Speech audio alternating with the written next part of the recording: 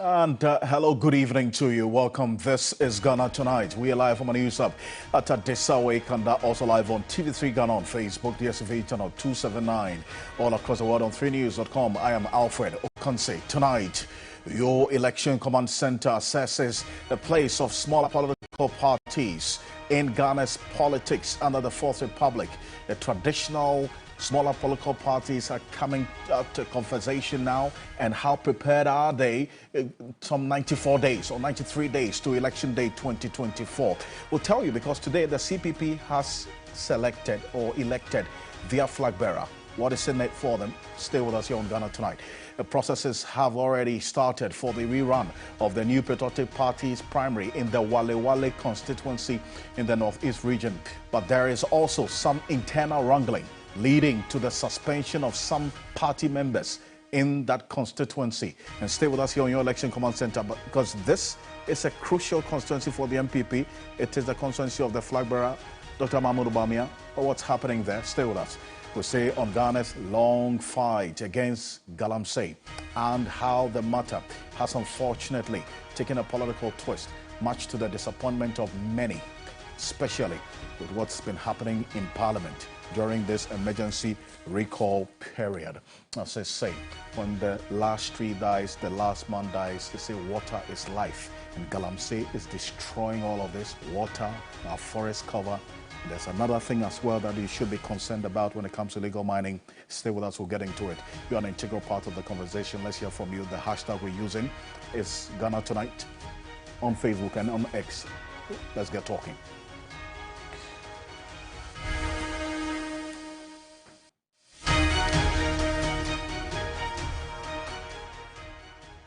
Let's settle for Ghana Briefs.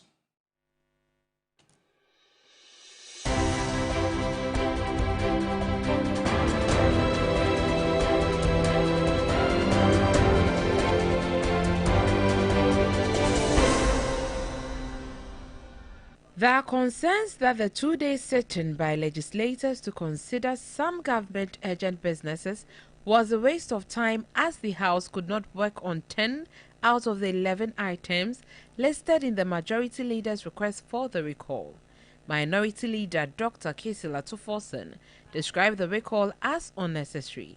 The Majority Leader, Alexander Fenyomarkin, apologized for the inability of the House to complete the scheduled activities. My expectation was that we would be able to transact the government business we had programmed to transact. Unfortunately, we have not been able to do as expected. I take responsibility and take full responsibility for this inability to transact all the essential government business.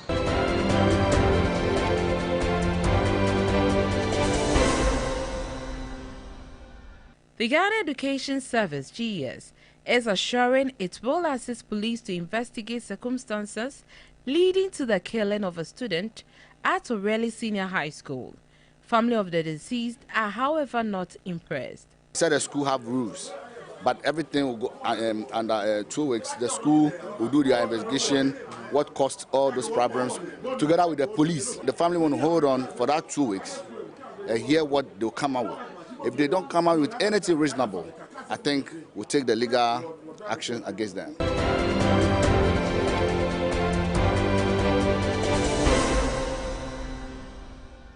The Convention People's Party has elected Nana Frimpomaa Kumakuma as their 2024 flag bearer candidate, with 763 votes against their opponent, Nana Frimpong, 586 votes. But flag bearer aspirant Nana Yaw Frimpong refused to congratulate her, describing the elections as not being free and fair. You lose fairly. It's so easy to congratulate the winner. If you are robbed by the referee, how can you congratulate the winner? So you will not congratulate her? You get it from the answer I've given to you.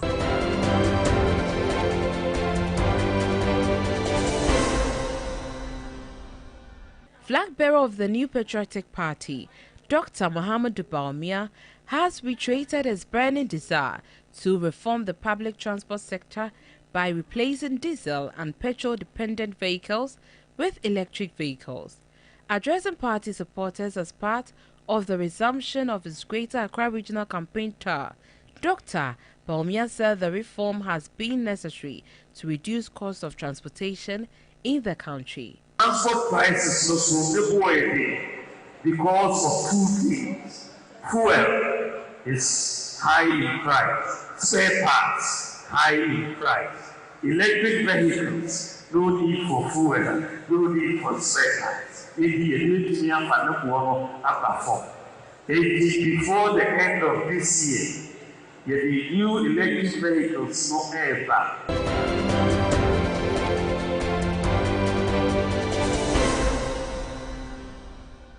NDC flag bearer John Mahama has accepted the second-hand vehicle tag handed him by Vice President and flag bearer of the NPP, Dr. Muhammadu Bawumia.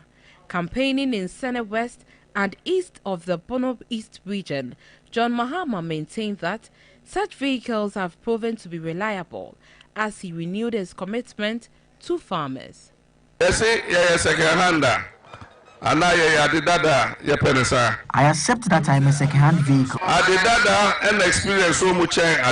Second-hand vehicles have shown quality and experience than brand new ones. NDC, Amanyoko, Yakuta Omainda, Yenim Senya, Naya Sitna City, Abra, NDC Wam Abaymo.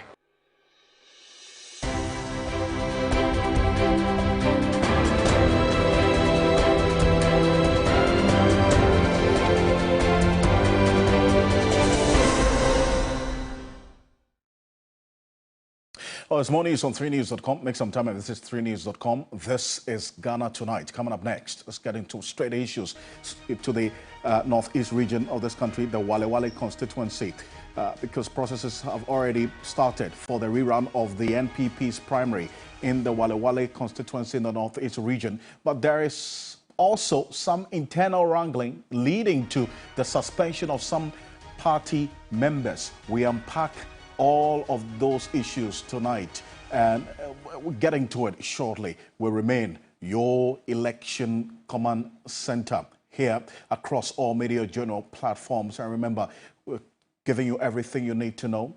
Some 93 days to election day, December 7, 2024, and giving you all the analysis and the details as we go into it. But the Walewale constituency is a symbolic one for the NPP. The reason being, that's the constituency of Dr. Muhammadu Bawumia, the flag bearer of the party. And all of these things happening there have direct connection to him. And we'll tell you why shortly here on your Election Command Center.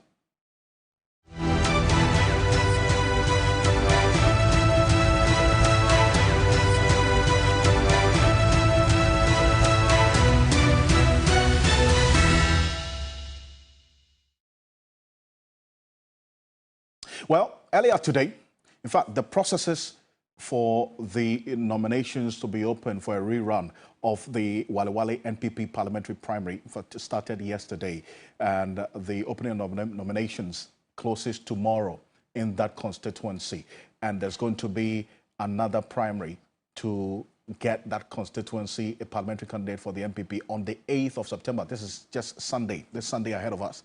Now, this follows the recent annulment of the January 27 parliamentary primary results that crowned Dr. Kabiru Tia as the victor of that constituency's primaries on the ticket of the MP. But it appears Dr. Kabiru Tia is determined, in fact, to come back on the ticket of the NPP, represent the party in that Walewale constituency. He was the first to pick his nomination forms for the rerun of the primaries on Sunday.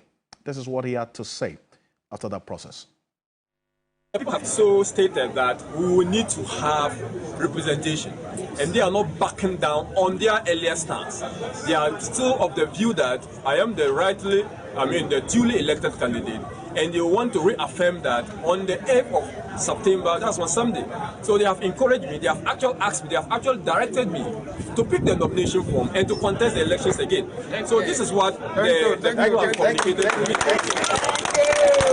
I have already, however, told them that aside the youth the women, there are also some stakeholders or important elders of this constituency. That will be my last engagement, and whatever view they share with me, I would synchronize those views with that of the youth and people of Walewale, and then we'll take a decision. But basically, the signal is that we must go ahead with the contest, we must be forthright in our participation, and we must ensure that this time around, the national executive or those going to organize the election must ensure that we have a very clean register, so that no one will run to court under the refuge of dead people in the name after the person has lost the elections.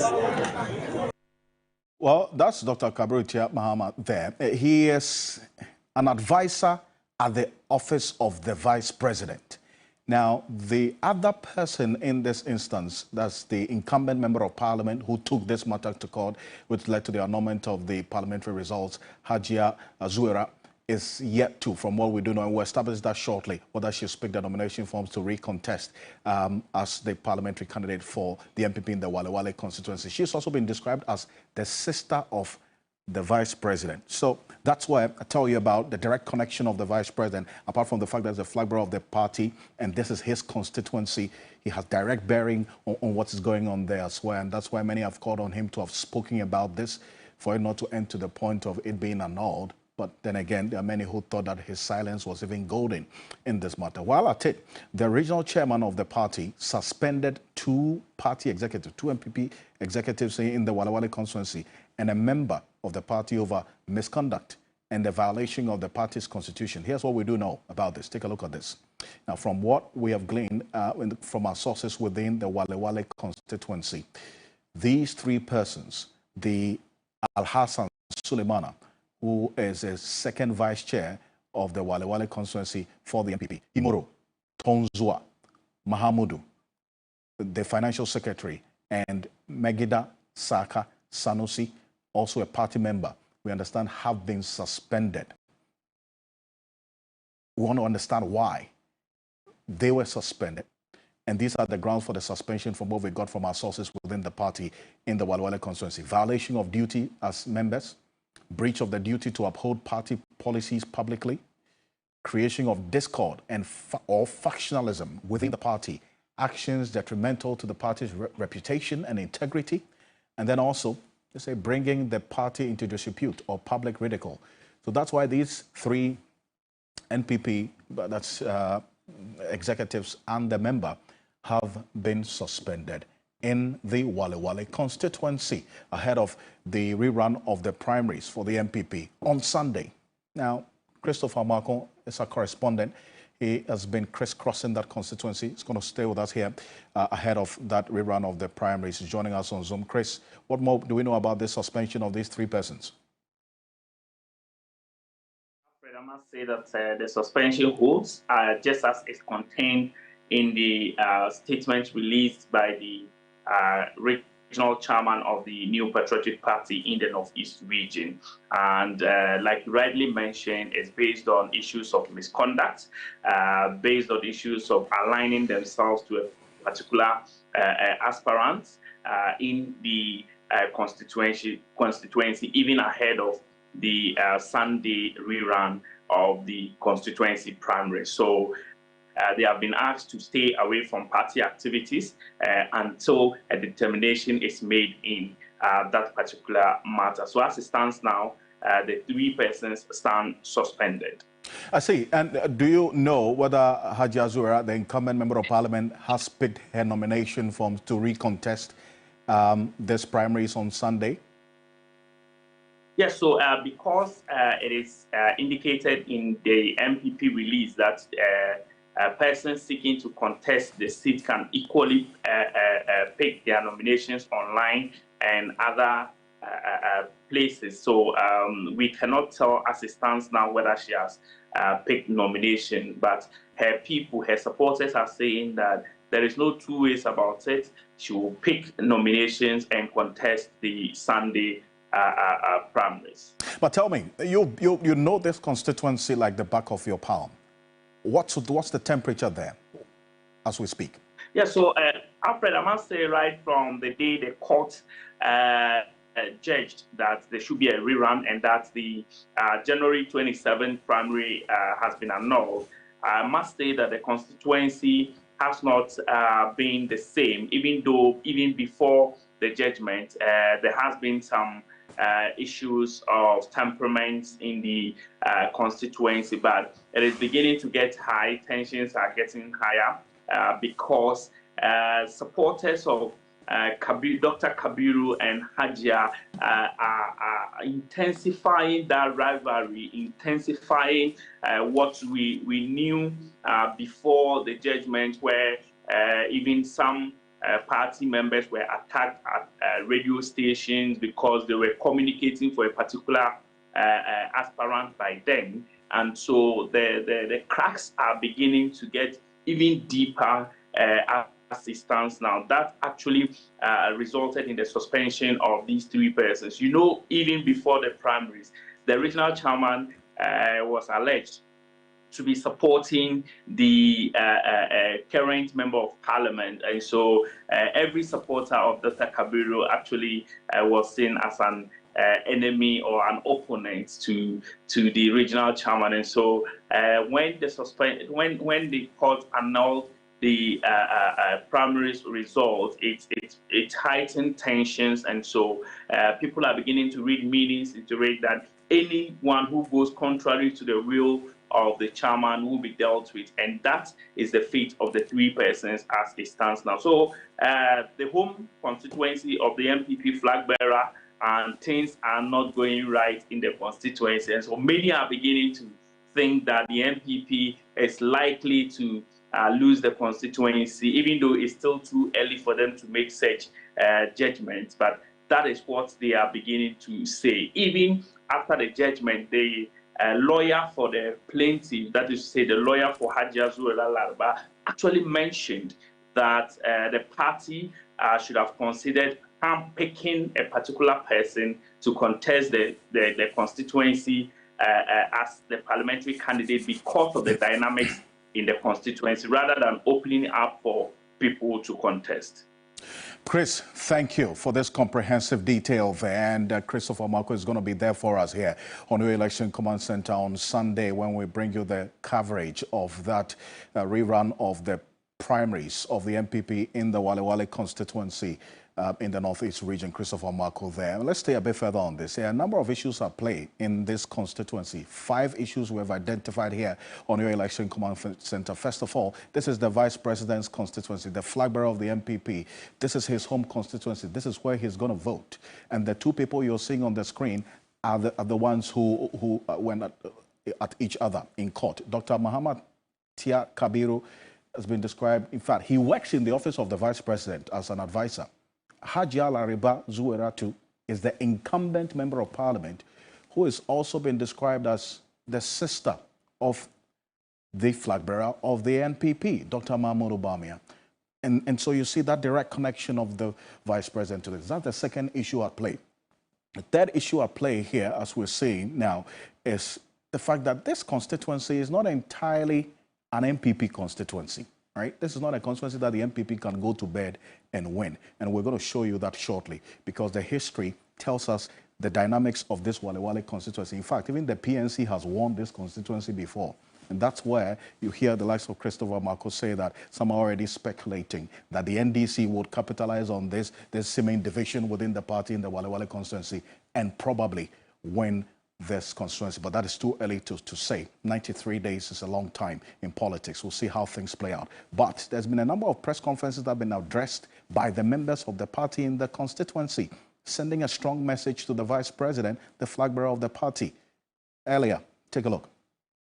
We are coming out to tell Alhaji Dr. Mahmoud Bawumia that if we want to lose the seat in the name of Asia, we will let him lose the seat in the name of Ajia. Because you saying that Ajia is your sister, Ajia is never related to you.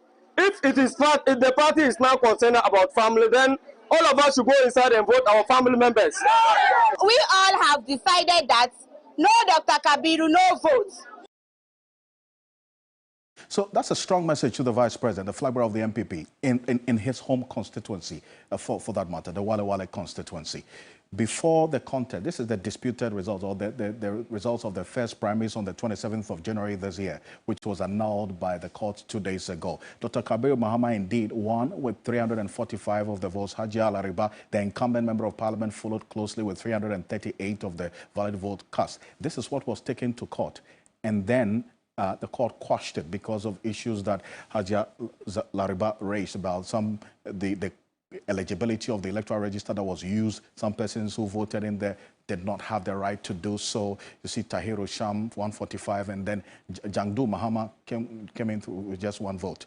But we do not know whether, for instance, the third person in there, Tahiru Sham Una, who also had some very good numbers, 145 of the votes cast on that day, is also going to recontest or seek another bite at the cherry in the Walewale constituency. But this is how things played out on the 27th of January. These results don't hold anymore. But then again, take a look at this.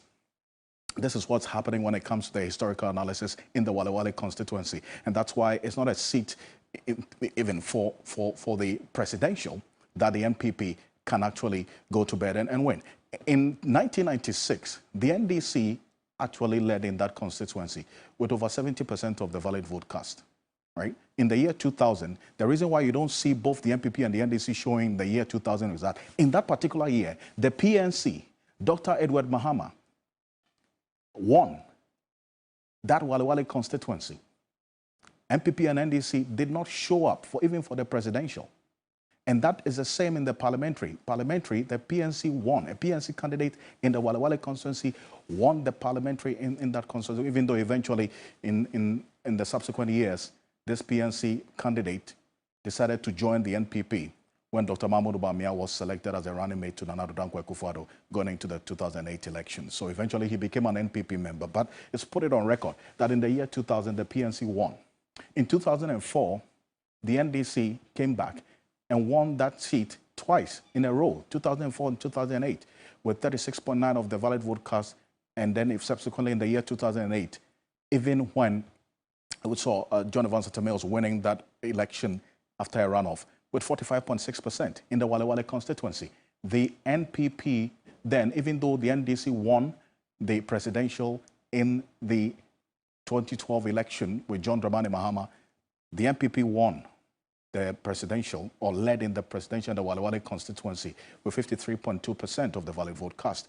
And the trend has been the case till the 2020 elections. In 2016, they retained it there with 54.8%. If you look at the parliamentary, the NDC has held that seat 3 times. The NPP has also held it 3 times, including the 2020 elections where Haja Lariba won that constituency. In the year 2000, the PNC won that constituency with their candidate as well. So if you talk about elections, at least over the period, at least since 1996 to date, the NPP and the NDC share the pie in this Walewale constituency, going at it the same numbers, 3-3. From 1996, 2000, 2004, 2008, the NDC held it. 2012, 2016, 2020, the NPP has been holding this constituency since. This is the 2000 election. The Isifo Azuma of the PNC won this Walewale constituency. And look at what happened with the NPP and the NDC.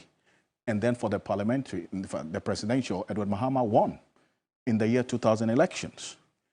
And then if you look at the 2020 elections, see the closeness between Haji Alariba and Abdallah Abubakar. Abdallah Abubakar is the NDC candidate. And he polled a little over 30,000. Haji Alariba won that seat with just a little over 32,000 of the valid vote cast, about 51.2%. That tells you that it's just a little more work than the NDC is also going to show up strongly. But here's what's happening going into this election. Whereas the NPP is having their struggles with selecting a candidate for the home constituency of the vice president, the flag bearer of the party, the NDC has retained Abdallah Abubakar, their 2020 candidate, because of the good showing that he put up, over 30,000 of the votes cast there. They've retained him for the 2024 elections, so he's also going to be watching quite closely how things are playing out in the NPP, and probably might be smiling right now But guess what? We'll wait to see what happens on Sunday and how quickly the party is able to close its ranks going into Election Day 2024.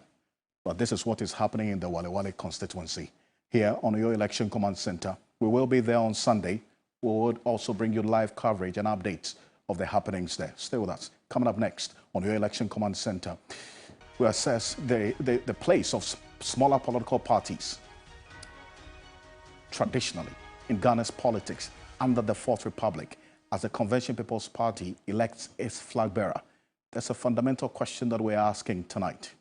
Are these parties prepared to give a good showing in the elections? We do not know whether the CPP is going to field a candidate in all 276 constituencies, parliamentary candidates. The PNC as well. The PNC is yet to elect their flag bearer. And then also we have the others, smaller ones as we've seen. The APC as well, Hassan Ayariga outdoored his running mate today. But are they going to field 276 parliamentary candidates going into this election? Those are the questions on the minds of many. So earlier, my colleague Joe Blaboja hit the streets, interacted with members of the general public as to whether they believe that these traditionally smaller political parties can cause a stir or be the third force going into this election. Take a look. NDC and MPP are the people ruling us, so those third parties, unless they try hard or they use some magic to have, because I'm not sure. We are not even hearing of them. Up to now, I don't even know some of the parties' flag bearers. So you do need a magic. When it comes to the smaller parties, you don't see anything that shows that they are ready for this upcoming election. Nothing. Like, you don't even see, they don't even have an office. You don't get to see them. I mean, they should come up with a message, and they should be out here. They should come out for us to tell them how we feel, so they can give us policies to counter, the reigning parties, so we know that, yes, they are ready. If we had that chance, we give everybody opportunity. But say Ghana, I say MPP and the NDC. So what I would say is they don't have that chance to. No matter how they will try, they will not have that chance. Because Ghana is about MPP and NDC. No other political party is allowed to. They are allowed to, but they will not win, no matter how they try. If I go and vote for them, I don't think others too will vote. So I will not waste my vote on someone who will not win. So I will try to give it to someone who will win. As of now, they've not organized themselves. They don't. The party structures are not there.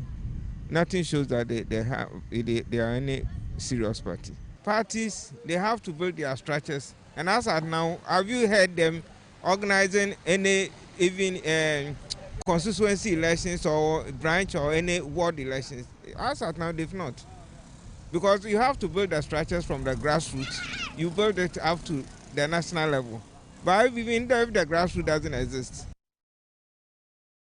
So that's the verdict of the people about the smaller political parties and whether they are really serious getting into this election 93 days away from today. But today, the CPP elected Nana Frimpong Kumankuma as their 2024 flag bearer with some 763 votes against her opponent, Nana Frimpong, with 58 votes. He's a historian. Nana Sapong Kumankuma was a former chairperson of the CPP. Now, she called for unity to ensure victory for the CPP ahead of this election. Take a look. I believe that in a political party such as ours, it's one person would have to win. Yeah. And once one person has won, especially when it's so decisive, it only needs to have unity moving forward. This is a victory for the Convention People's Party. I am a woman of organization. I believe in mobilizing people. I believe in helping the vulnerable. This is who I am. It is in my DNA. And I can assure my colleague lawyer here that there will be no more zeros in the 20 comes December 7th. There will be no more zeros at the polling station when counting the Convention People's Party. And that is why the people at the grassroots chose me, because they know that I represent organization. That's CPP flag bearer elect today. You know why she's saying there'll be no more zeros? You've seen in previous elections, the CPP in some polling stations get zero for the parliamentary or even the presidential candidate, zero. It says it's not going to happen. They are breaking the zero, while the MPP also seeks to break the 8, right? But her opponent refused to congratulate her, describing the election as not free and fair, it's a flawed one. This is the historian. Take a look. When you lose fairly, it's so easy to congratulate the winner. If you are robbed by the referee, how can you congratulate the winner? So you will not congratulate her? You get it from the answer I've given to you. Do you recognize her as your flag bearer going forward? I've already answered you. I've already answered the question. By not congratulating her? By not recognizing the entire result as a genuine reflection of what we toiled for. You know, I have toiled in the country marketing myself over the years. You have the opportunity to go to court if you feel these are foul results. I would never do that. I would never do that. I will have to look for an alternative way of serving Mother Ghana, an alternative way of projecting whatever ideals that Will you still sit with the CPP going forward? Will you still be a member of the CPP? Let me answer you by telling you that the December 7th election will not be a CPP election, but it will be a Ghana election, and I'm for Ghana.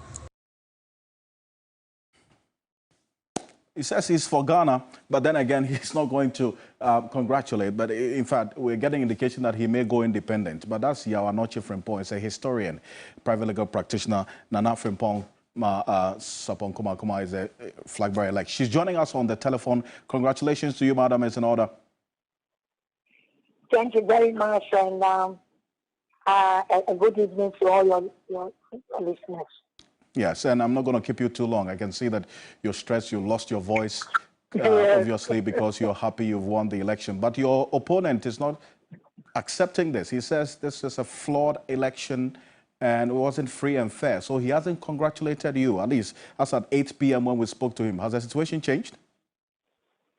The point is that I didn't lose my voice from celebration. I lost it from working. Since we went to NEC a week ago, last Wednesday, I just came home about 2 days ago. I've traveled the length and breadth of the country. I had to quickly go through. I've worked as a chair and leader of the Convention People's Party. Everybody is aware of how hard I work and all the up and downs and turbulent situations in the party, and I'm still here. So it's one of those things that, for all the things that can be said, that shouldn't be. Today is the day for CPP. Today is the day for my day. Like we used to say, when I mean our day. This is our day, a day for CPP, a day for celebration for the youth of this country, indeed. A day for the vulnerable, and a day for the marginalized. And that's why we are. It's a day to worry about people who don't know how to accept defeat and just move on in life. Simple as that. I see. So you're not concerned that Yawanoche Frimpong hasn't congratulated you, accepted this victory? I really didn't notice what he said. I heard him speak as usual. And for me, I wasn't listening to the details of whatever was being said. I was sitting there just ready to make my acceptance speech, and that's what I did. If he said anything, I really didn't hear him well. I'm being honest with you. But it's nothing. This is something that happens with some people. It's not everybody in life who can accept the fact that they've been defeated, especially by a woman, and they have to move on. I mean, from the things that I just heard him say right now, I haven't heard it before. It looks like he's looking at an alternative. He had an alternative before he joined the party. I mean, before he joined the race. So what would be new? Nothing. CPP has just won. My victory is a victory of the masses of the party. My victory is a victory and a confirmation of the fact that the people in the Convention People's Party want a change. And that change will express to the youth of the country. So I really am excited. It is history. This is the first time that a party that has won, that has been in government before, has won has really elected a woman to be the presidential candidate. So for me, it's a history that needs to be celebrated. Right, and you're going to be the first woman to have led the party as flag bearer since 1996. That's something good to talk about as well. But then again, are you going to field parliamentary candidates in all 276 constituencies? No, we can't do all the 27. No, we can't do that. It's a little bit late, and we would field the ones that we know we have people that have already started, like the gentleman in Jomoro has been working for some time. There are a few of them that have really been out there working, and definitely will continue to work in that area. So but we don't field everybody. It's too late. Right, but you can't put a number to it as to how many constituencies you're going to field candidates. I know we're looking around 50 to 80, but I can't say for sure the numbers that we're going to do today. But I just know that the party had some numbers that they were working on. So I'm sure I would find out what the details are as we move forward. You mentioned that will be very soon, by next week. Indeed. You mentioned Jomoro, and that brings to mind the fact that the former member of parliament, who's a daughter of the founder of your party, Osajifo Dr. Kwame Nkrumah, I'm talking about Samia Yaba Nkrumah, she says she's contemplating going as an independent candidate as well. That should worry you, is it not? No, I'm not worried at all. She did that before. The last election, she did that. Samia Nkrumah, our dear sister, actually left active participation in the CPP when she lost in 2016. She's so dear to her heart.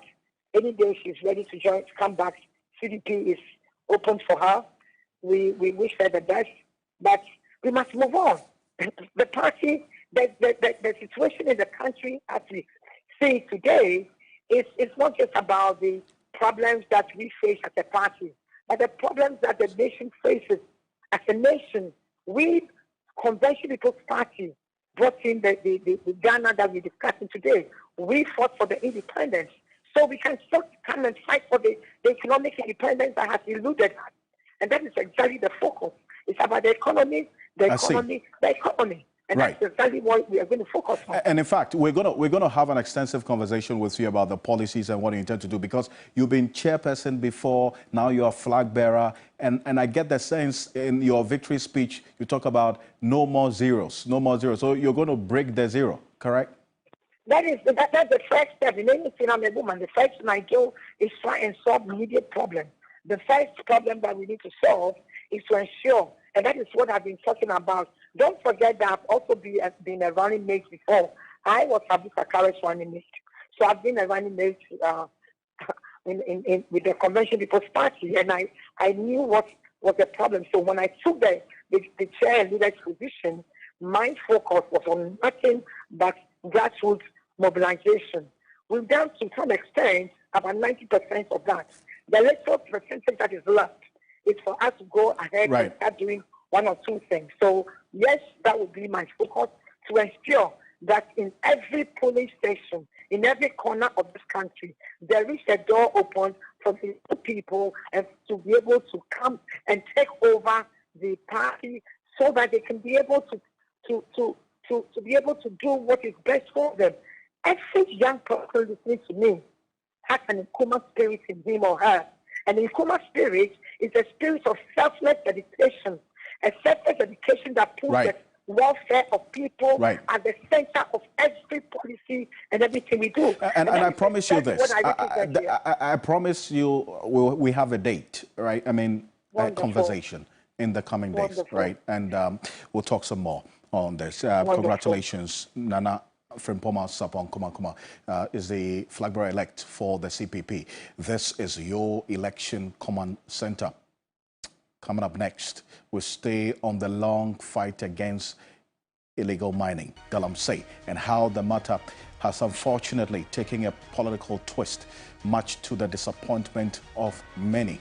And this has got a number of you talking ahead of tonight as we put up that question as to whether there's been leadership shown in the fight against illegal mining in this country. And you can go on our Facebook and X pages, 3 hours to the show, as we always do. We put up a question to engage a lot of you and share your thoughts and your mind with us. But many are those who did not take kindly to the comments made by the Member of Parliament for the Nsawam constituency. He is also the Majority Chief Whip in this 8th Parliament, Frank Anodompre, on Galamsey. When the matter came up in Parliament yesterday, the Majority Chief Whip sought to draw a comparison between the MPP and the NDC as to who caused more damage and destruction to our water bodies.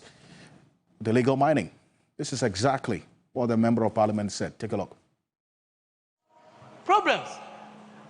We all know now there is water shortages all over in Ghana, particularly in Kumasi, particularly in Mansia, where the running mate of MPP is coming from. If we are to look and investigate, you polluted the water more than us. You polluted the water more than us. Well, so that's the comment. You polluted the water more than us, and reduced this rather serious issue to the comparison of the MPP and NDC and who polluted water bodies more. Adam Senano is the co-chair of the Citizens Movement Against Corruption and has been looking into this quite closely. He's joining us on Zoom. So Senano, this is the comment coming from one of the leaders in Parliament for that matter. How did it strike you? Outrageous and irresponsible, as I said. Absolutely outrageous and irresponsible. Stop behaving like children, small boys in a football park, you know, making a trivial banter out of this. You were elected to take action, elected to promote the best interests of citizens. You don't come and say, your group, what not? Is that why they're in Parliament? They think that's what we want to hear on TV and radio? Absolute nonsense. It doesn't make sense. It absolutely doesn't make sense. Look at the level of the crisis. You see, if you're making this statement, and maybe at the time it was not right, maybe you would want to just say, let them go. But at this point, 14,000 turbidity. And they are talking, when our system is not even supposed to be doing 2,000. Ceiling of 1,000, 1,005. And you are here joking around with it. This kind of insensitivity to the feelings of citizens must stop. And they should stop just patting each other's backs and trying to make this as if it's not an important thing for Ghanaians. We need to take immediate action now. They should not forget that this president put his presidency on the line if he didn't deal with this thing. At this point, if you're talking about integrity, if you're talking about people who mean what they say, we should see him taking some action. What it meant was that I will step down if I'm not able to get results. And they are not talking about that. They are saying what? You made it more dirty or what? You made it more poisonous. And it is something funny. And people don't see anything wrong with that. Highly outrageous and irresponsible behavior. We didn't elect them so they'll come back and be giving us talk back on things that are not what brings solutions. Let's get real. And let our leaders behave like mature people in this country. Well, Mesano, you're livid. And in fact, this reflects the same reaction that a number of people have had to that statement by the Majority Chief Whip, Frank Anodompre. You say an irresponsible comment, you describe it, but has there been leadership shown over the period in the fight against illegal mining in this country, from where you sit? Absolutely not. You know, we say everything thrives on leadership, falls and rises on leadership. Leadership is cause, everything else is effect. Good leadership means that you bring people around, you brainstorm, you get the solutions, you implement. If they don't work, you modify them. You, by all means, get to a point. But this one is clearly a human behavior issue. This is not about a lack of capacity to enforce and make sure it is not that. There's so many other jurisdictions. You see it online. People are doing comparisons that the laws, the policies, and the enforcement are working.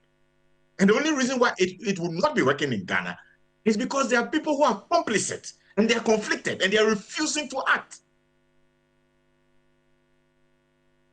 In other countries where people have integrity and they value ethics, when you're not able to perform, you just say, I will resign.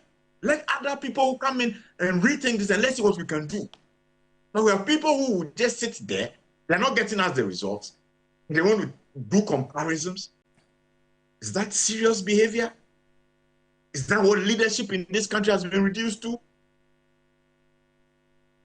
think we should all make sure that they know that we are very displeased with this kind of attitude and talk. They need to apologize to us. And if they assume that when another party comes, then that too will be acceptable. All of them, whether on the majority side or the minority side, to curtail this kind of absolutely unacceptable behavior. Mr. So really, I'm getting so many comments based on how upset and angry you are, which indeed reflects the same position that a lot of people have taken on this matter. You kept making reference to the fact that the president said he was prepared to put his presidency on the line almost 7 years ago. Now, are you saying that based on that statement, some action or should have been taken by now? You talk about resignation and so on. Is that what you're pointing to? The president ought to have been coming back to say, I am handing in my resignation because I failed. Or else he should be telling us that, no, I've called a strategic meeting and we are galvanized. I mean, there should be action. That is being honest. That is being showing integrity. It shouldn't be just silence. And his ministers and those who are in government with him ought to be taking action. They shouldn't be quick to think that game, they think we will all accept it. He should have come back to say, these are the actions we are going to take now. We need to hold our leaders to the highest standards of accountability. Otherwise, this country is not moving forward. And that's our fear. You look at the manifestos, you are not seeing how strategically they are thinking through to address the core issues. At least in my sector of anti-corruption, I don't see anything very serious. The strategic issues that you should do, political party financing, it's nothing on it. Right. Right. Illicit enrichment, there's nothing on it. And I do thank you so much for venting out this spleen and also that frustration with this. You're not alone in this, I can tell you for a fact. If you go on our Facebook page at TV3 Ghana on Facebook, there's so many people who align with you on this. But thank you for joining us. He's the chair of the Citizens Movement Against Corruption, joining us here on Ghana Tonight. Up next, a Manifesto Check. We focus on the fight against corruption and what promises the political parties have made. Adam Senano says nothing really convincing. Stay with us. We're back shortly.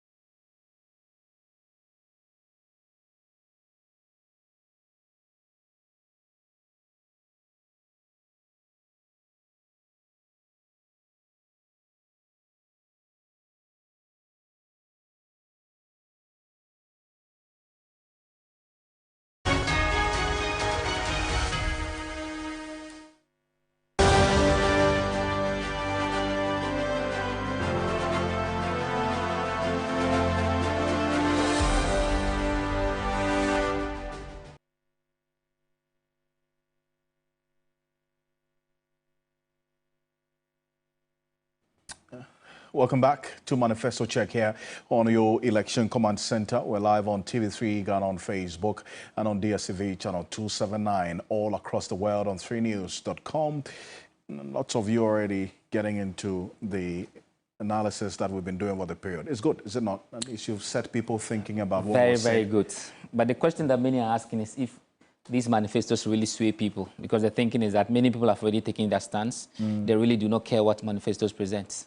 I mean, I don't know if you subscribe to that line of thinking, though. Well, it could be the case. I mean, to the extent that the political parties must, in their own stride, come and show us which of the promises they have fulfilled and the ones that they haven't, and be honest about it, that, you know what, we have failed in doing ABCD, so sorry about it. But how much, how many of the people will be swayed by the manifesto? Indeed. However satisfying it is. Anyway, welcome to Manifesto Check. And today our focus is going to be something that in the past was a key determinant of who largely the people would have voted for. But along the line, I think it lost the steam.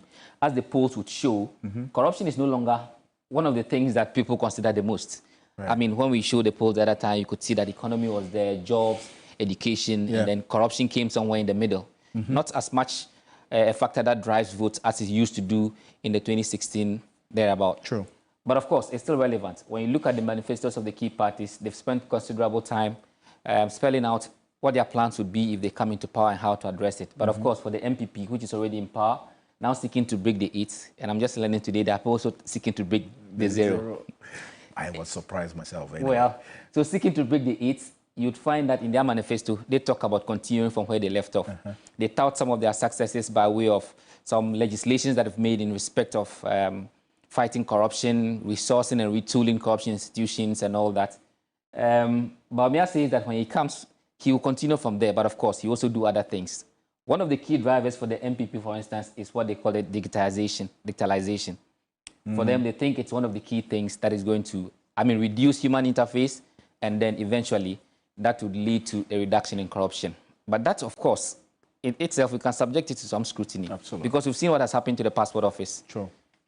We've digitalized the process. You make the application online, but there are still cases of, reported cases of corruption. The Foreign Affairs Minister had to storm the place to complain largely as to how middlemen have somehow, some way, been able to get into the picture. Our kind of digitization is relative. We look at what happened at the Tamamoto Way. We had an automated tollbooth at some point, operated by human beings. But, there has to be a day we have to look at this whole talk about digitalization and how it operates in this country.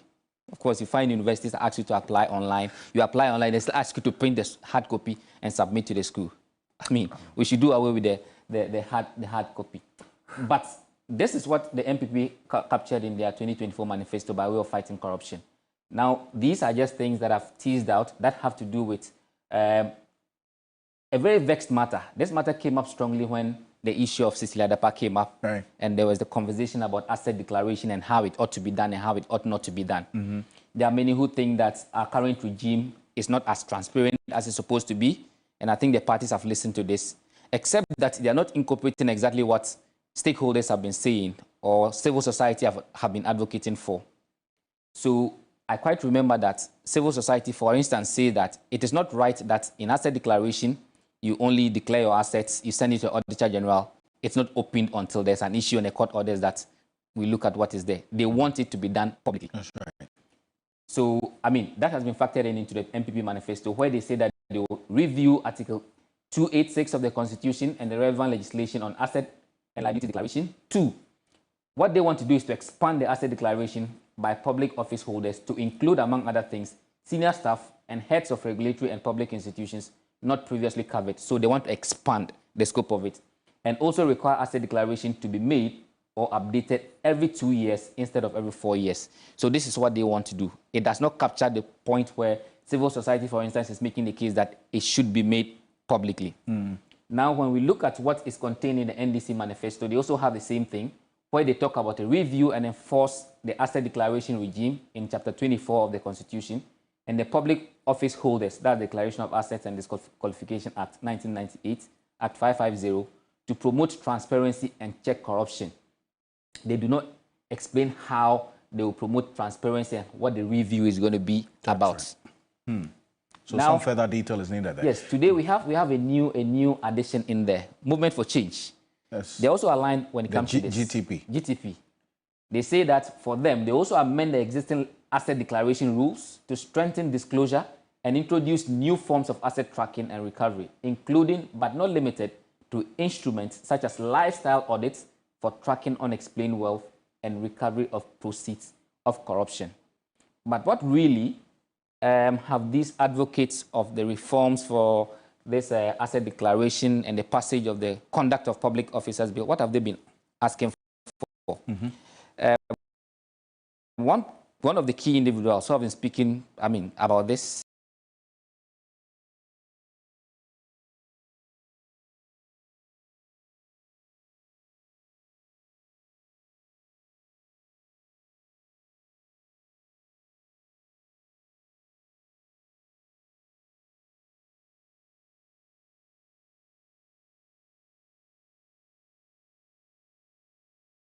is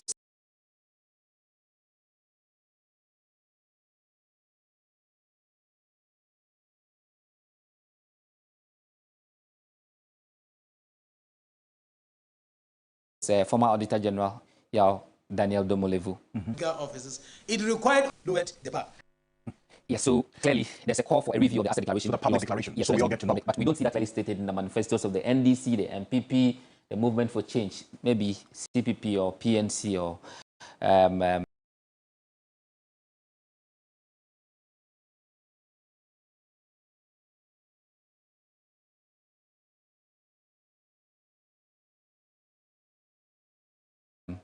the new force, perhaps.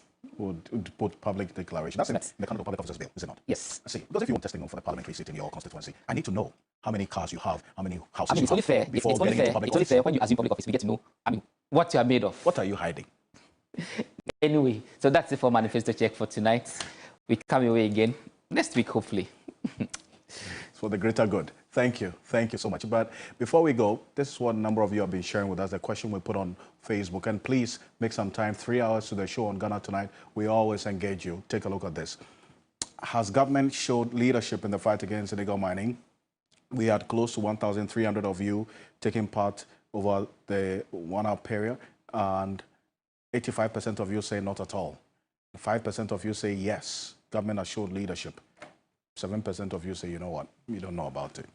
Okay, so let's say on our WhatsApp channel as well, 581 of you say government has not shown leadership in the fight against illegal mining in this country. Well, keep the conversation going. On behalf of the rest of the team, thank you for staying with us here on Ghana Tonight. Join us same time tomorrow for another conversation. My name is Alfred Ocansey. Have a good night. Ghana Tonight is brought to you by Flamingo Paint. Superior durability, superior hiding, superior coverage, simply superior.